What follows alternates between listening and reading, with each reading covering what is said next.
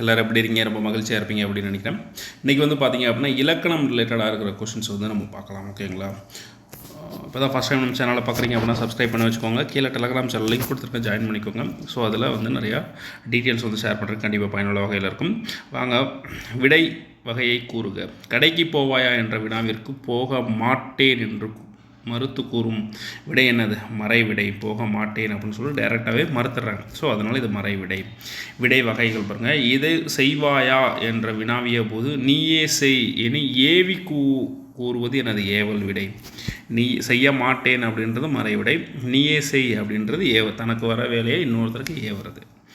அடுத்தது என்னுடன் ஊருக்கு வருவாயா என்ற வினாவிற்கு வராமல் இருப்பேனா என்று கூறுவது, அதாவது வினா எதிர் வினாதல் விடை. அவங்க ஒரு கேள்வியை கேட்குறாங்க, நம்ம அதுக்கு அப்படியே அகைன்ஸ்டாக இன்னொரு கேள்வி கேட்குறோம். ஓகேங்களா? ஸோ அந்த மாதிரி எனக்கு இதுதான் இது. அடுத்து வந்து பார்த்தீங்கன்னா சரியான கலைச்சொல்லை தேர்ந்தெடு. கிளைமேட் அப்படின்னா தட்பவெப்பநிலை. அடுத்து சரியான கலைச்சொல் பாருங்கள். வாலண்டியர் அப்படின்னா தன்னார்வலர். உவமையால் விளக்கப்பெறும் பொருத்தமான பொருளை தேர்ந்தெடுக்க. அவளை நினைத்து உருளை இடைத்தல், அதாவது எண்ணமும் செயலும் ஒத்து வராமல் இருக்கிறது. அடுத்து வந்து பார்த்தோன்னா உவமையால் விளக்கப்பெறும் பொருத்தமான பொருளை தேர்வு செய்ய. ஆகாய தாமரை அப்படின்னா இல்லாத ஒன்று. ஸோ இதை பற்றிலாம் பார்த்தீங்க அப்படின்னா நான் வந்து ஆல்ரெடி நிறைய வீடியோஸ் வந்து போட்டிருக்கேன். ஓகேங்களா? அதாவது பழைய புத்தகம், புது புத்தகம். ஸோ இந்த மாதிரி எவ்வளோ கொஷின்ஸ் இருக்கோ அதையெல்லாம் எடுத்து ஆல்ரெடி வந்து அந்த புத்தகத்தில் இருக்கிறதே வந்து ஷேர் பண்ணிருக்கேன். ஓகேங்களா? பசுமரத்து ஆணி போல உவமை பொருளை கூறுக, அதாவது மனதில் பதிதல். பிறவினை தொடரை காண்க. அவனை திருந்த செய்தான், அவனை திருந்த செய்தான். ஸோ அவனை திருந்த செய்தான் அப்படின்றது வந்து பிறவினை தொடர்.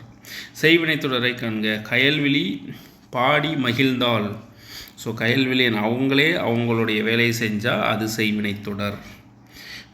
கல்லில் நாள் உரித்தல் எனும் உவமை கூறும் பொருள் எது அப்படின்னு சொல்லி பார்த்தோன்னா இயலாத செயல். ஸோ கல்லில் போய் எங்கே நார் உரிக்க முடியும்? மரத்தில் மட்டும் தான் நார் உரிக்க முடியும். ஓகே. விடைக்கேற்ற வினாவை தேர்ந்தெடுக்க. தமிழர்களின் வீர விளையாட்டு ஏறு தழுவுதல் ஆகும். ஸோ தமிழர்களின் வீர விளையாட்டு எது அப்படின்றதான் இதுக்கான கேள்வி.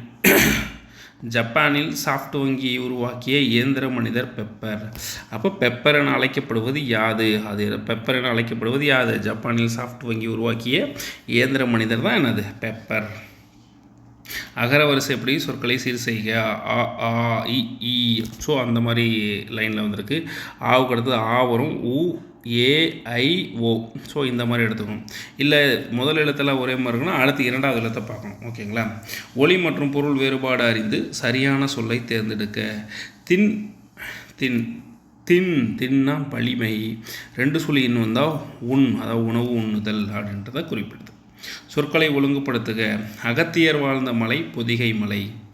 ஸோ ஓகேங்களா? மற்ற எல்லாமே பாருங்கள். மலை அகத்தியர், மலை வாழ்ந்தார், பொதிகை, பொதிகை மலை அகத்தியர், மலை வாழ்ந்தார், வாழ்ந்தார் அப்படின்லாம் வருது. ஸோ இந்த சொற்களை ஒழுங்குபடுத்தலாம் ரொம்ப ஈஸியானது. ஓகேங்களா?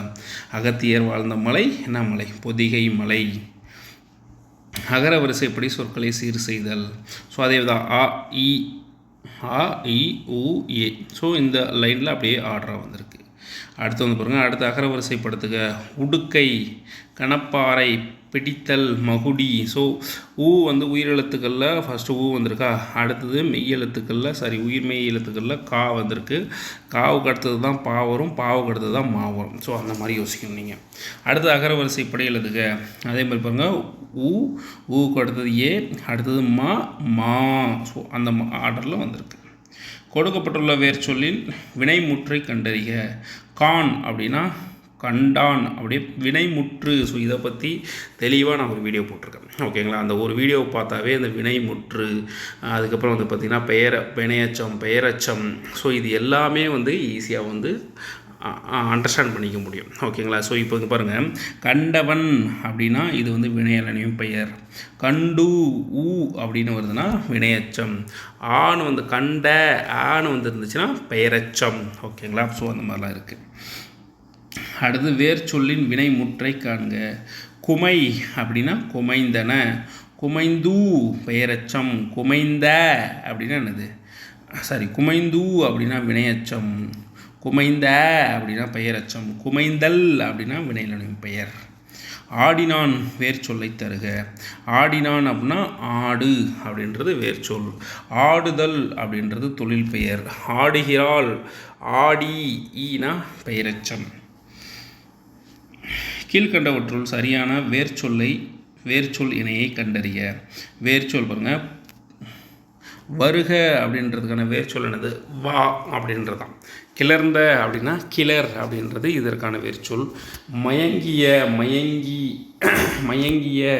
அப்படின்னா மயங் அப்படின்றதான் அதற்கான வேர்ச்சொல். அப்போ பொறித்த அப்படின்றதுக்கு பொறி அப்படின்றதான் அதற்கு வேர்ச்சொல். பொறித்த ஆன் வந்துச்சுன்னா என்னது? பெயரச்சம்னு சொல்லியிருக்கான் ஆல்ரெடி. வருக ஆன் வந்திருக்கு பெயரச்சம். கிளர்ந்த ஆன் வந்திருக்கு பெயரச்சம். மயங்கிய ஆன் வந்திருக்கு பெயரச்சம். வேர்ச்சொல்லை பெயரச்சமாக்குக. ஸோ வேர்ச்சொல்லை என்னென்னு சொல்கிறாங்க? பெரு அப்படின்னா பெற்ற அப்படின்றது பெயரச்சம். பெற்று அப்படின்றது வினையச்சம். பெற்றான் அப்படின்றது என்னது? வினையலனு பெயர். அடுத்து பாருங்கள், ஒரு பொருள் தரும் இரு சொற்களை தருக. கடல் அப்படின்னா என்ன சொல்லலாம்? கடல் அப்படின்னா ஒரே ஒரு சொல் இருக்கும், அதுக்கு இரண்டு பொருள் இருக்கும். இப்போ கடல் அப்படின்னா முன்னீர் அப்படின்னா கடல், பவம் அப்படின்னாலும் கடல்னு சொல்லலாம். ஓகேங்களா? சூம்பல், சிவியல், அலியல் ஆகிய சொற்கள் எதனை குறிக்கிறது? அதாவது சூம்பல், சிவியல், அலியல் ஆகிய சொற்கள் எதனை குறிக்கிறது? இது வந்து பார்த்திங்கன்னா 9th புத்தகத்தில் இருக்குன்னு நினைக்கிறேன். ஓகேங்களா? கெட்டுப்போன காய்கனி வகைகளை குறிக்கிறது. கெட்டுப்போன காய்கனி வகைகளை வந்து குறிக்கிறது. அடுத்தது ஒளி மற்றும் பொருள் வேறுபாடு இருந்து பிழையற்ற தொடரை காண்க. கண்ணன் திருமண வீட்டுக்கு வந்திருக்கு. வீட்டுக்கு சென்று மகிழ்ச்சியுடன் மணமக்களை வாழ்த்தினான். கண்ணன் திருமண வீட்டிற்கு சென்று மகிழ்ச்சியுடன் மணமக்களை வாழ்த்தினான் அப்படின்றதான் இதற்கான சரியான ஆன்சர். ஒளி மற்றும் பொருள் வேறுபாடு இருந்து சரியான இணையை தேர்வு செய்க. பறவை. ஸோ பறவை அப்படின்றது கடல் குறிக்குது. இந்த பறவை அப்படின்றது என்ன சொல்கிறாங்க? புல் அப்படின்றத குறிக்குது. ஒளி வேறுபாடு இருந்து சரியான பொருளை எழுதுக. பாருங்கள், வரி தொடர். ஸோ வரி அப்படின்றது இது வந்து பார்த்திங்கன்னா கொஞ்சம் டிஃபிகல்ட்டான கொஷின்ஸ் தான். எப்படின்னா, இப்போ வரி அப்படின்னா நீளம், வரி அப்படின்னா வறுமை, வரி அப்படின்னா வண்ணம், இந்த மாதிரி. இப்போ வரி, ஸோ வரியாக எழுதுகிறாங்கன்னு சொல்லுவாங்களா. ஸோ இதை வந்து இந்த தொடர் அப்படின்ற இதோடைய கனெக்ட் பண்ணி நம்ம திங்க் பண்ணுவோம். ஸோ அதுக்காக தான் இந்த மாதிரி கொஷின்ஸ் கொடுத்துருக்காங்க. இந்த மாதிரி கொஷின்ஸ் இப்போ தான் ரீசெண்ட் எக்ஸாம்ஸில் வர ஸ்டார்ட் ஆகிருக்குது. ஓகேங்களா? ஒளி வேறுபாடு அறிந்து சரியான பொருளை தேர்வுங்க. வரி அப்படின்னா அது வந்து ஒரு தொடரை குறிக்கிறது அப்படின்றது நம்ம ஞாபகம் வச்சுக்கணும். ஆங்கில சொல்லுக்கு இணையான தமிழ் சொல்லை எடுத்து எழுதுக. டெபிட் கார்டு அப்படின்னா என்னது? பற்று அட்டை. இது வந்து 7th புத்தகத்தில் ஒரு இடத்துல இருக்குது. ஓகேங்களா? இதுவும் நம்ம வந்து இந்த பிரமொழி சொற்கு, அதாவது ஆங்கில சொல்லுக்கு இணையான தமிழ் சொல்லை பற்றி நம்ம ஆல்ரெடி போட்டிருக்கோம் வீடியோ. ஓகேங்களா? அதே தான் வந்து பார்த்திங்கன்னா 7th புத்தகத்தில் இருக்குது. அந்த 7th புத்தகத்தில் ஒரு 10 இது இருக்கும் மொத்தமாகவே. ஸோ அதில் இருந்து தான் திரும்ப இந்த கொஸ்டின் கேட்டுகிட்டே இருக்கிறாங்க. டெபிட் கார்டுன்னா என்ன, அதுக்கப்புறம் வந்து கிரெடிட் கார்டு, அதுக்கப்புறம் வரைவோலை, செக்கு, பேங்க்கு. ஸோ இந்த மாதிரி அதுலேருந்து தான் திரும்ப கேட்குறாங்க. அந்த ஒரே ஒரு 10 இதை பார்த்துட்டிங்க அப்படின்னா நம்ம உங்களுக்கு பயனுள்ள வகையில் இருக்கும். ஓகே நண்பர்களே, இந்த வீடியோ உங்களுக்கு பயனுள்ள வகையில் இருந்திருக்கும் அப்படின்னு நினைக்கிறேன். மறக்காமல் நம்ம சேனலை சப்ஸ்கிரைப் பண்ணி வச்சுக்கோங்க. நன்றி நண்பர்களே, பாய்.